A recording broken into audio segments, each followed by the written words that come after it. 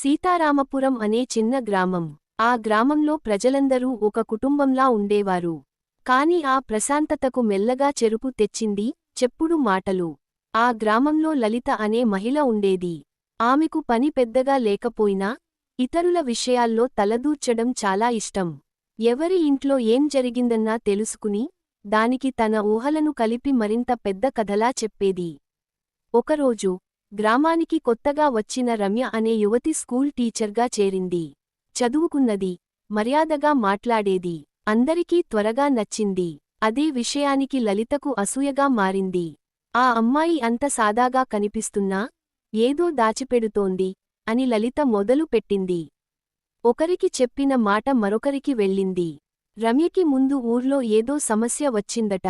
అందుకే ఇక్కడికి వచ్చిందట. అసలు నిజం ఏమిటంటే రమ్యకు ట్రాన్స్ఫర్ మాత్రమే. కొద్ది రోజుల్లోనే గ్రామంలో రమ్యని చూసే చూపు మారిపోయింది. ఆమె మాట్లాడితే అనుమానం, నవ్వితే నింద. రమ్యకి ఏం జరుగుతుందో అర్థం కాలేదు. తనపై ఎవరో చెడు ప్రచారం చేస్తున్నారని మాత్రం గ్రహించింది. ఒకరోజు స్కూల్ నుంచి ఇంటికి వెళ్తూ ఆమె కన్నీళ్లు పెట్టుకుంది. నేను తప్పు చేయకపోయినా నన్ను ఇలా ఎందుకు చూస్తున్నారు అని తనలో తాను అనుకుంది.